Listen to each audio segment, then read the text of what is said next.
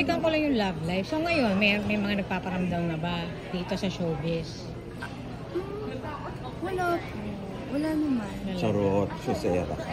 Wala. Pag meron, okay lang naman ako makipag-date. Pero, hindi din po kasi ako ready for a relationship right now. So I'd rather stay single than entertain. Kay Joshua Garcia.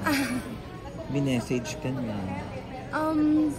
Yun si Joshua, siguro po na nagkamali lang po ako ng intindi sa tanong sa T-Bats, kaya nasabi ko doon na niligawan niya. Hindi naman parang guilty yung sinabi ko. So parang yung interpretation ng mga tao niligawan niya. Pero hindi po. Kung niligawan po ako ni Joshua, sino ako? Ang ganda ko naman.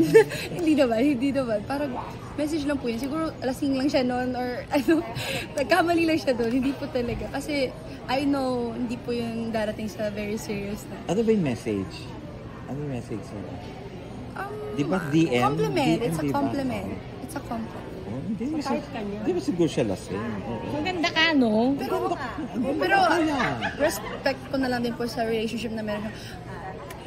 Masaya naman po siya kung asan siya ngayon. Tapos ako naman po, hindi naman sa I'm just overwhelmed that time and hanggang dun na lang po yun.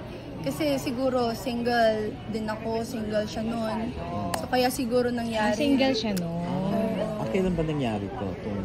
Ay, di ko po. Last year? 2 years ago? Ang mga ganun po. So matagal na pala. Ay, opo. Pero saan ba kayo nag-meet ni Joshua? Tagal na po yung T-Bats last year pa yun Sa T-Bats lang. Ngayon ko, i-message ka ulit ni Joshua dahil nakita niya yung outfit mong yan. Parang may jowa naman. At lumabas yung mga video na ito, itong mga rumarampa ka.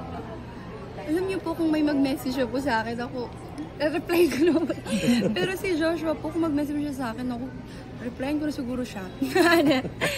Kasi fan po talaga niya. Dati ba ni-replyan mo? Hindi po. Ay, nako. Kaya nagka-girlfriend ng iba. Kung Ay, ganun ba ni-replyan yun? mo, Dapat nag-reply kung ka. ni-replyan mo, Tamad naman to. Sino ba po ako para parang tamad-tamad. Hindi po talaga ako for a relationship. Bakit? Ano ba? Ano gusto mo ma-achieve? Ay, Sobrang bata po yaman. kasi ako, 22. And breadwinner po ako sa family ko. So, no muna sa relationship. Career ko po muna.